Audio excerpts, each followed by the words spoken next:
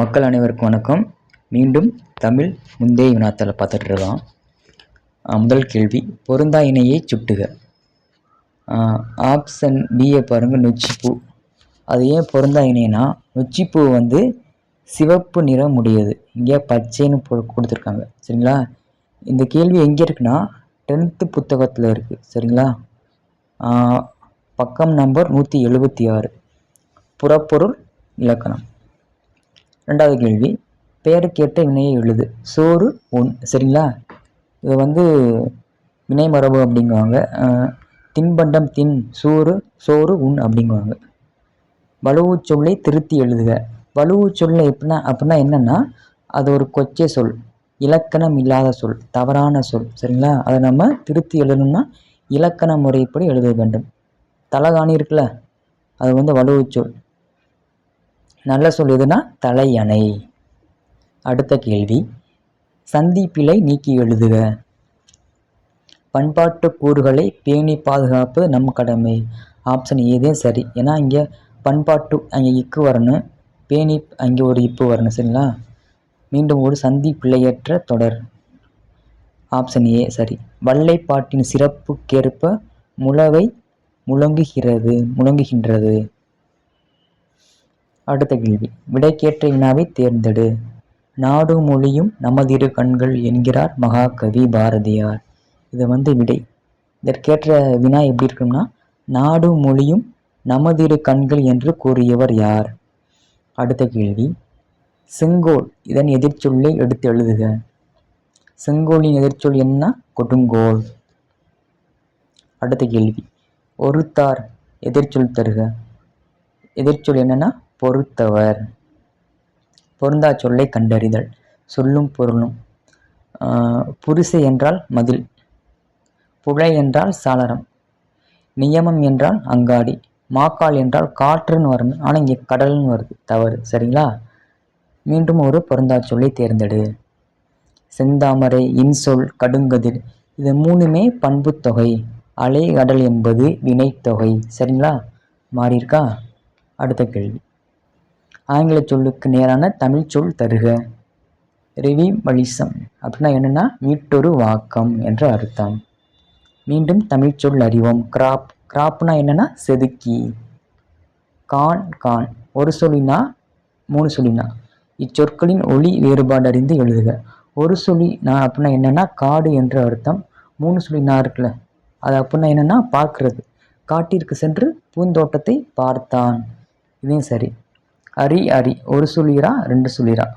ஒரு சொல்லிரா அரி என்றால் திருமால் என்ற அர்த்தம். ரெண்டு சொல்லிரா அரி என்றால் அறிந்து கொள்ளுதல், தெரிந்து கொள்ளுதல் என்ற அர்த்தம். ஓரெழுத்து ஒரு மொழி கேட்டிருக்காங்க. கை என்ற ஓரெழுத்து ஒரு மொழியின் பொருளை கண்டறிய, ஒழுக்கம் என்ற அர்த்தம். பேய் என்னும் ஓரெழுத்து ஒரு மொழியின் பொருளை தேர்ந்தெடுக்க, மேகம் என்ற அர்த்தம்.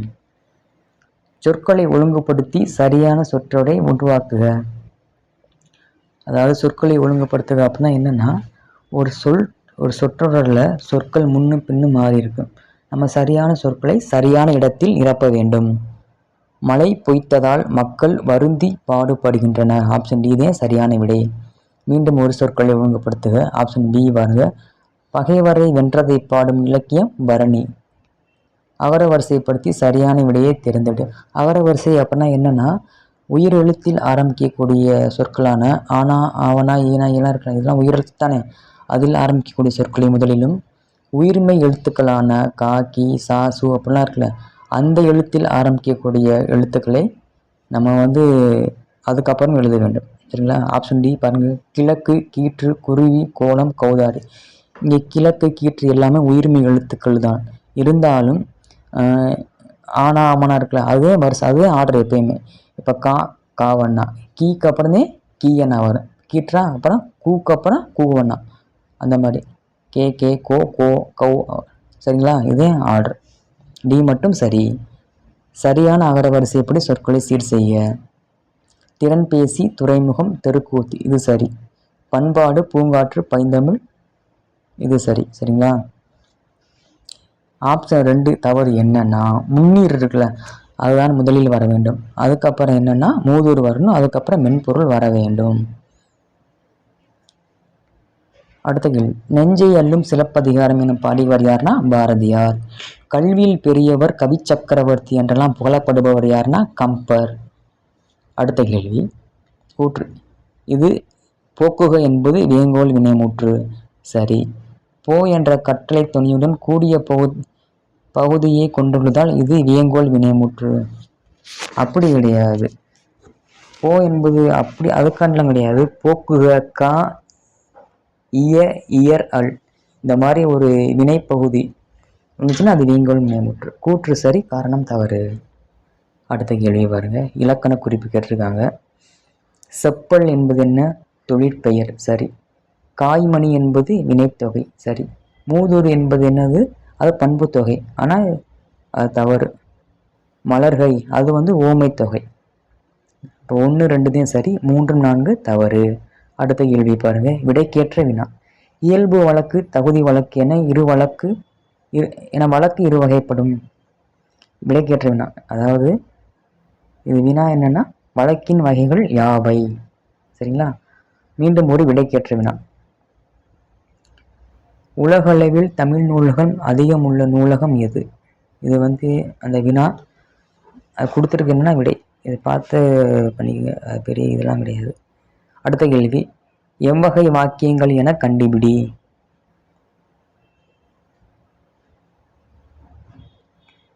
சமைப்பது தாழ்வா?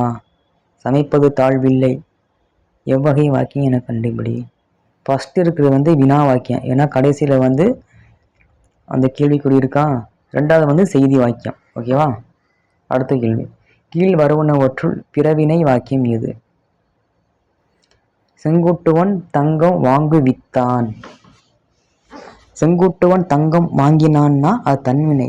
வாங்குவித்தான் அப்படின்னா பிறவினை. அடுத்த கேள்வி பாருங்க. முத்தமிழ் துய்ப்பதால் முச்சகம் கண்டதால் மெத்த வணிகலமும் மேவலால் இவ்வடிகளில் அமைந்த அடி எதுகை சொற்கள் யாருன்னு. எதுகை அப்படின்னா என்னன்னா இரண்டாவது சொல் ஒன்றி வர தொடுப்பது எதுகை. மோனை எதுனா முதல் எழுத்து ஒன்றி வர தொடுப்பது மோனை. அது எப்படி ஞாபகம் வச்சுக்கணும்னா இதுகைன்னு வருதா. நம்ம எல்லாருக்கும் எத்தனை கை இருக்குது? 2 கை இருக்கா. அப்படின்னா என்னன்னா ரெண்டாவது எழுத்து ஒன்றி வர தொடுப்பது எதுகை. இல்லை முத்தமிழ் பாருங்க. முத்தமிழ் ரெண்டாவது எழுத்து என்னது? இத்து. மெத்த இருக்குல்ல, ரெண்டாவது எழுத்து என்னது? இத்து. ரெண்டுமே ஒரே மாதிரி இருக்கா. அப்போனா இது என்னது? அடி எதுகை. அடுத்த கேள்வி, சரியான இணை தேர்க. தேனிலே ஊறிய செந்தமிழின் சுவை தேரும் சிலப்பதிகாரம் அதை ஊனிலே எம்முயிர் உள்ளளவும் நிதம் ஓதி உணர்ந்தின் பொருவோமே. இப்பாடலில் இடம்பெற்றுள்ள நயங்களின்படி சரியாக பொருந்தும் எதுகை உள்ள இணையை தேர்ந்தெடு.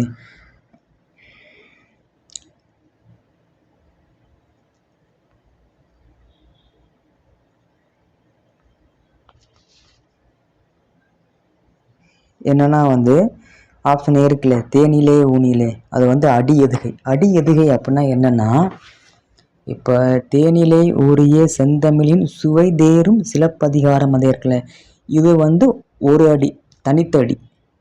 ஊனிலே எம்முயிர் உள்ளளவும் நிதம் ஓதி உணர்ந்தின் புறவோமே, இது அடுத்த அடி. சரிங்களா? முதல் அடி அது, ரெண்டாவது அடி இது. அப்போ என்னன்னா அப்படிதான் பார்க்கணும். முதல் அடியில் இருக்கிற ரெண்டாவது என்னதுன்னா தேனிலே, ரெண்டாவது எழுத்து என்ன? நீயா. அப்புறம் ஊனிலே ரெண்டாவது எழுத்து நீ. இது அடி எதுகை. அடுத்த கேள்வி, ஓமையால் விளக்கப்பெறும் பொருத்தமான பொருளை தேர்ந்தெடுத்து எழுதுக. பசுமரத்து ஆணி போல அப்படின்னா என்னன்னா எளிதில் மனதில் புரியும்.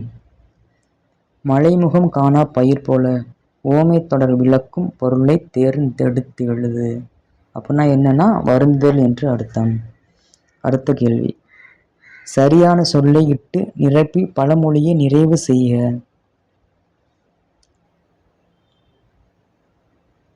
என்னன்னா கந்தை டேஸ் கசக்கி கட்டு. கந்தையானாலும் கசக்கி கட்டு, கூழானாலும் குளித்து குடி. அப்படின்னா என்ன அர்த்தம்னா, கந்தை என்றால் நம்ம ஆடை இருக்குல்ல, கிழிந்தது என்றால், கிழிந்த ஆடையாக இருந்தாலும் நம்ம அதை துவைச்சி கட்டணும். கூழானாலும் குளித்து குடி, நம்ம எது சாப்பிட்டாலும் குளிச்சுட்டு நம்ம சாப்பிட வேண்டும். அடுத்த கேள்வி, பழமொழிகள். ஏழை பணக்காரன் 2 சொல்லுக்குரிய பழமொழி என்ன? இருப்பவனுக்கு புலி ஏப்பம், இல்லாதவனுக்கு பசி ஏப்பம். இது இல்லாதவன் என்பது ஏழை, இருப்பவன் என்பது புளியப்பம். சரிங்களா? அந்த மாதிரி வரும். உன் என்ற வேர்ச்சொல்லின் வினை எச்சம் உண்டு. படி என்ற வேர்ச்சொல்லுக்கு மிகச் சரியான வினையால் அணியும் பெயரை தேர்க. படித்தவனை, படித்தவனை, படித்தான், படித்து முடித்தான், இதெல்லாம் என்னன்னா வினை முற்று. சரிங்களா? அடுத்த சொல்லி பார்ப்போம். கீழ்கண்ட சொல்லின் வேர்ச்சொல்லை எழுதுக. பயின்றான், பயில். கிறித்துவ கம்பர் என அழைக்கப்படுவோர் யார்னா எச்.ஏ. கிருஷ்ணபிள்ளை. கீழ்காணும் தொடரில் இடம்பெறாத பெயர்ச்சொல் வகை.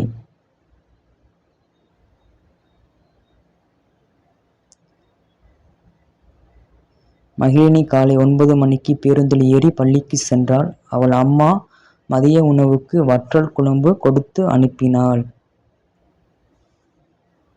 இதில் காலப்பெயர், அதாவது பண்பு பெயர் மட்டும் இதில் இடம்பெறல, மற்ற எல்லாமே இடம்பெற்றிருக்கு.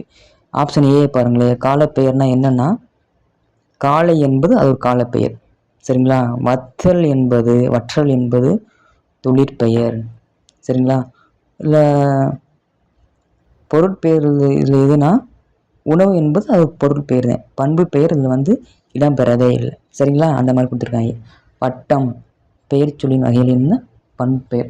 பண்பு பெயர்னா என்னென்ன குறிக்கும்னா, ஒரு பொருளோட நிறத்தையோ சுவையையோ வடிவத்தையோ சரிங்களா குறிச்சுன்னா அது பண்பு பெயர் ஆகும். வட்டம் என்பது ஒரு பொருளோட வடிவமா, அப்பனா இது என்னது பண்பு பெயர். கண்ணகி சினம் தணிந்து துயரமே வடிவாய் சேர நாட்டில் ஒரு குன்றின் மீது எத்தனை நாட்களில் இருந்து தேவலோகம் சென்றாள்? 14 நாட்கள். சரிங்களா? இந்த கேள்வி புதுசாக இருக்குது, பார்த்துக்குங்க. சீவக சிந்தாமணியின் உட்பிரிவு எந்த சொல்லால் அழைக்கப்படுகிறது? இலம்பகம். சரிங்களா? சீவக சிந்தாமணியில் மொத்தம் 13 இலம்பகங்கள் இருக்குது. விருத்தப்பாவால் ஆனது. ஸ்ரீ புராணம் என்னும் வடமொழி சைன நூலில் உள்ள திவிட்டன் விசயன் கதையை விளக்கும் தமிழ் காப்பியம் சூளாமணி.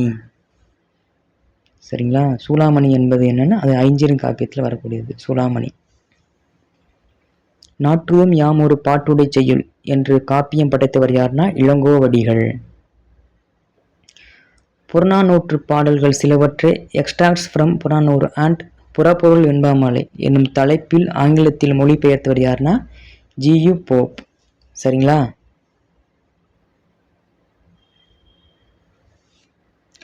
தொண்டைமான் இளந்திரையனை பாட்டுடை தலைவனாக கொண்ட 10 பாட்டு நூலை இயற்றியவர் யார்னா கடியலூர் உருத்திரங்கண்ணனார். அடுத்த கேள்வி. மலைபடுகடாம் என்ற நூலுக்கு வழங்கப்படும் வேறு பேர் என்ன? கூத்தர் ஆற்றுப்படை. மலைபடுகடாம் என்பது 10 பாட்டு நூல்கள ஒரு ஆற்றுப்படை நூல். அடுத்த கேள்வி பொறுத்துக. வெய்யோன்னா கதிரவன் பகலவன். கரங்கு என்றால் காற்றாடி. கொண்டல்னா மலைமேகம். வேலம் என்றால் யானை. ராமாயணத்தில் கம்பர் எழுதாத காண்டம் உத்தரகாண்டம். மற்ற சுந்தரகாண்டம், ஐத்தியகாண்டம், பாலகாண்டம்லாம் கம்பர் எழுதியது. உத்தரகாண்டம் யார் எழுந்தாங்கன்னா ஒட்டக்கூத்தர் இருக்கார்ல, அவர் எழுதிய காண்டம் தான் நூல் தான் உத்தரகாண்டம். காலத்தின் விளைவு, ஆராய்ச்சியின் அறிகுறி, புரட்சி பொறி, உண்மையை உணர வைக்கும் உன்னத நூல் என்று பேரறிஞர் அண்ணாவால் குறிப்பிடப்படும் நூல் எதுனா ராவண காவியம். ராவண காவியத்தை இயற்றியது யார்னா புலவர் குழந்தை. சரிங்களா? ஏழமை வேடனிறந்தில்ல என்றனை ஏசாரோ என்று ஏம்பியவன் யார்னா குகன். சரிங்களா? திருக்குறளுக்கு அடுத்தபடியாக போற்றப்படும் நீதி நூல் என்னன்னா நாலடியார். சொல்லுவாங்கள்ல, ஆளும் வேலும் பல்லுக்குருதி, நாலும் இரண்டும் சொல்லுக்குருதி. அந்த மாதிரி நாலடியாரும் திருக்குறளும் ரெண்டுமே இணையாக சொல்லக்கூடியது. இது ரெண்டுமே அறநூல்கள், 14 கீழ்கணக்கு நூல்கள். சரிங்களா? 5 சிறிய வேர்கள் என்ற பொருள் கொண்ட நூல் எதுனா சிறு பஞ்சமூலம் தான். ஆனால் இங்கே 7ஆவதுன்னு கொடுத்துருக்காங்க, இது தவறான விடை. சரிங்களா? சிறு பஞ்சமூலம் தான் 5 சிறிய வேர்களை கொண்டது. மண்பதைக்கு பொதுவான நூல் எதுனா திருக்குறள். எத்தகைய கேடு வரினும் தன்னை விற்றாவது செய்ய வேண்டிய கடமை என்னன்னா ஒப்புரவு.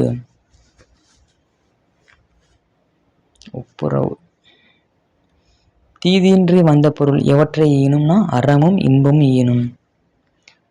தமிழக அரசால் சிறந்த நூலகர்களுக்கு வழங்கப்படும் விருது எதுனா டாக்டர் சாரா அரங்கநாதன் விருது. திருவி கல்யாண சுந்தரனார் என்ற பெயரில் திரு என்பது எதை குறிக்கும்னா திருவாரூர். சரிங்களா, அவர் அவங்க திருவாரூர் விருத்தாச்சலனார் மகனார்தே கல்யாண சுந்தரம். கல்வி என்பது வருவாய் தேடும் வழிமுறை அன்று, அது மெய்மையை தேடவும் அறநெறியை பயிலவும் மனித ஆன்மாவுக்கு பயிற்சியளிக்கும் ஒரு நெறிமுறையாகும்.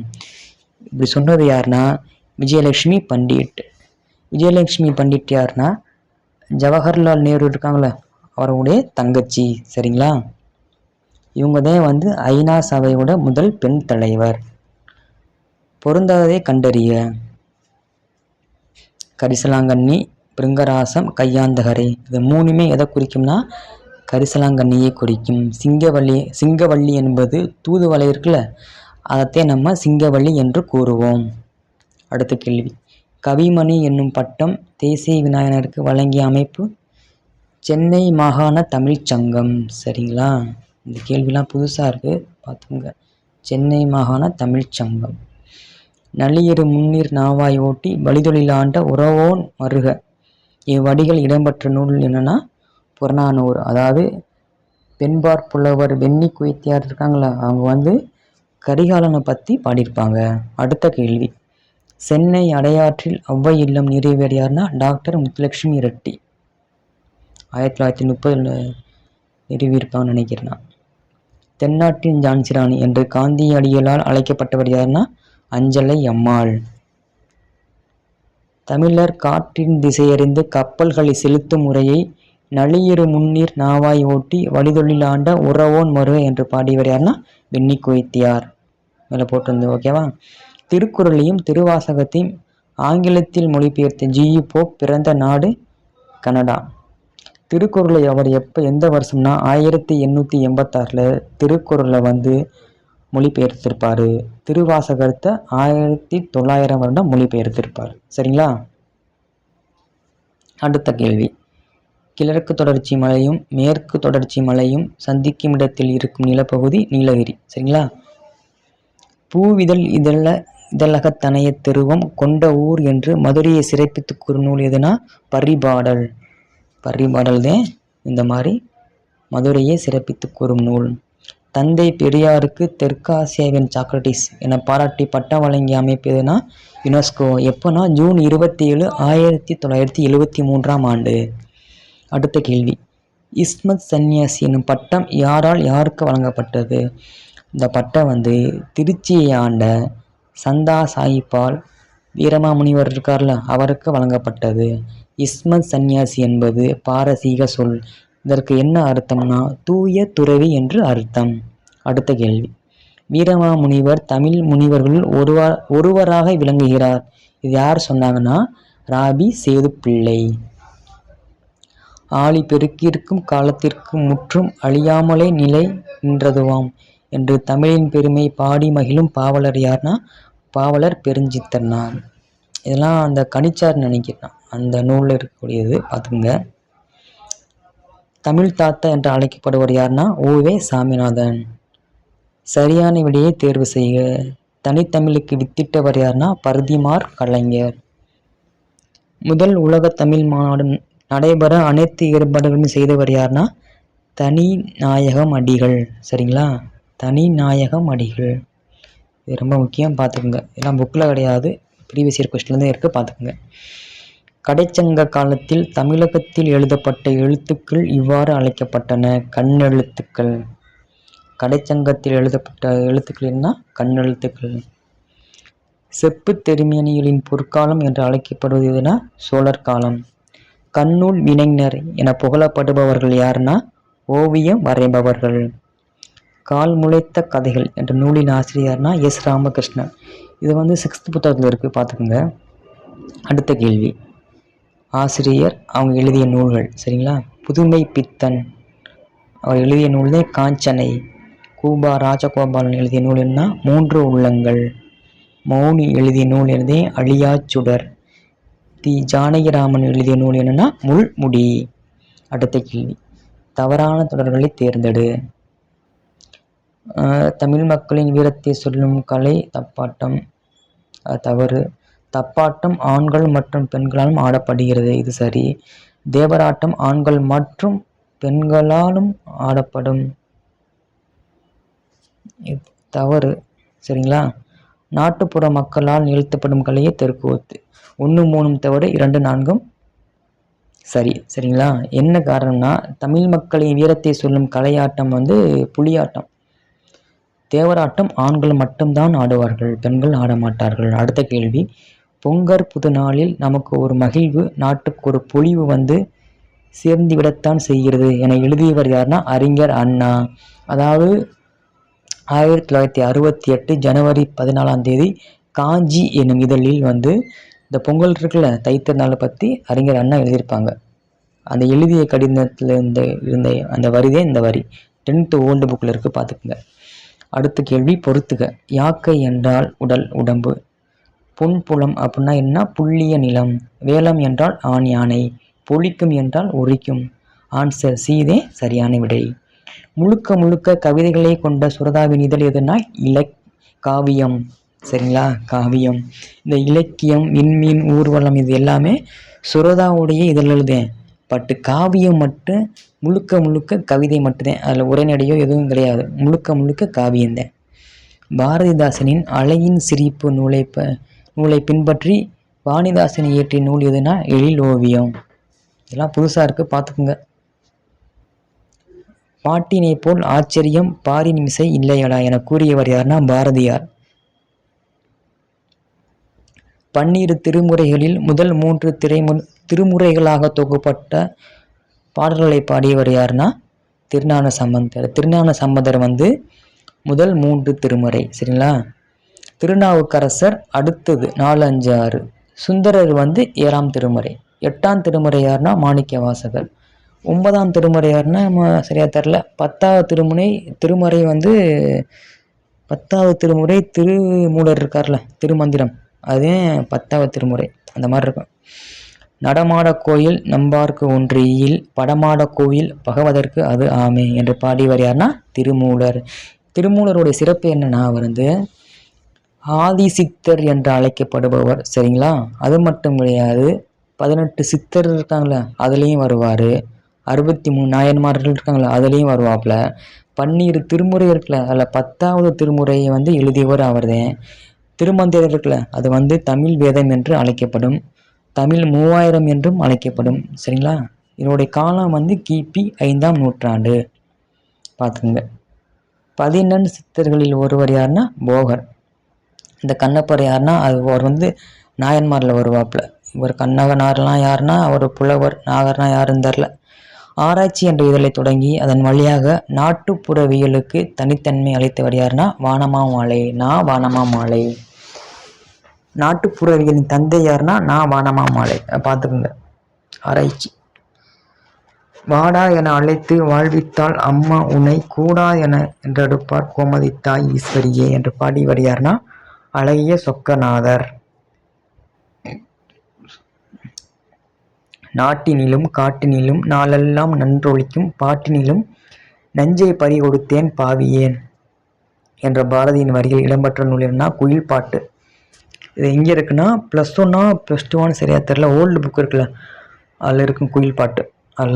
அதில் இருக்கக்கூடிய வரிகள் இது. ஆழிக்கு இணை கிடந்ததே தமிழ் ஈண்டு என்பது தமிழோடு ஒப்பிடப்படும் பாடி சொல்லுதுன்னா கடல். சரிங்களா. தமிழையும் கடலையும் ஒப்பிட்டு சொல்லக்கூடிய சொற்றோடு தான் இது. உலா எனும் சிற்றிலக்கியத்திற்கு வழங்கப்படும் மற்றொரு பேர் என்னன்னா உலாப்புறம். உலா என்பது 96 வகை சிற்றிலக்கியங்களில் ஒன்று. அடுத்த கேள்வி, தேனருவி திரை எழும்பி வானின் வழி ஒழுகும் செங்கதிரோன் பரிகாலும் தேர்காலும் வழுகும். இப்பாடல்களில் வானின் வழி ஒழுகுவதாய் சிறப்பிக்கப்பட்டுள்ள அருவி எதுனா திருக்குற்றால அருவி. சரிங்களா. திருக்குற்றால அருவி. மஞ்சள் குளிப்பாட்டி மையிட்டு முப்பாலும் மிஞ்ச புகட்ட மிக வளர்ந்தாய். இவ்வரிகளால் சுட்டப்படுபவர் யாருன்னா தமிழ்த்தாய். சரிங்களா? அடுத்த கேள்வி. சேக்கிழாருக்கு உத்தம சோழ பல்லவராயன் என பட்டத்தை வழங்கியவர் யாருன்னா அனபாய சோழன். அனபாய சோழன் யாருன்னா அனபாய சோழனுக்கு கீழே சேக்கிழார் தலைமை அமைச்சராக பணிபுரிவார். சரிங்களா? பெரிய புராணத்தில் உள்ள சருக்கங்களின் எண்ணிக்கை எத்தனைன்னா 13. இதெல்லாம் +1 +2 12th புக்கில் இருக்குன்னு நினைக்கிறேன், பார்த்துக்குங்க. அடுத்த கேள்வி. திருவிளையாடற் புராணத்தில் இடைக்காடன் பிணக்கு தீர்த்த படலம் அமைந்துள்ள காண்டம் எதுனா திரு ஆலவாய் காண்டம். மொத்தம் 3 காண்டங்களை உடையது. சரிங்களா? 64 படலம். எத்தனை பாடல்னா 3363 பாடல்களை கொண்டது. இயற்றியவர் யாருன்னா பரஞ்சோதி முனிவர். பெருமாள் திருமொழி 4000 திவ்ய பிரபந்தத்தில் பெற்றுள்ள இடம் 5ஆம் திருமொழி. சரிங்களா? இதை எழுதியவர் யாருன்னா குலசேகர ஆழ்வார். 6ஆம் திருமொழி யாருன்னா ஆண்டாள். 5ஆம் திருமொழி குலசேகர ஆழ்வார். 5ஆம் திருமொழி குலசேகர ஆழ்வார். 6ஆம் திருமொழி ஆண்டாள். சரிங்க மக்களே, நல்லா படிங்க மக்களே.